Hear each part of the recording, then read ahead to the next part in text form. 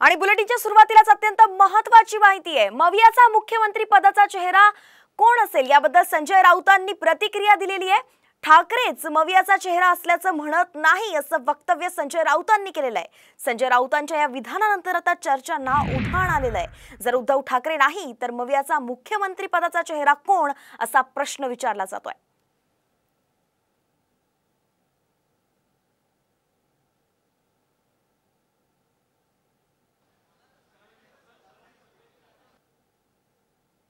उद्धव ठाकरेंचा चेहरा याला top most preference select केला गेला मुख्यमंत्री पदासाठी सगळ्या मीटिंग्स मध्ये हे सोर्सेस थ्रू कळून येते। पण काय नेमका डिसिजन हे बघा, या डिसिजन विषयी तुम्हाला भविष्यात कळेल। ही ते सांगण्याची ही जागा नाहीये।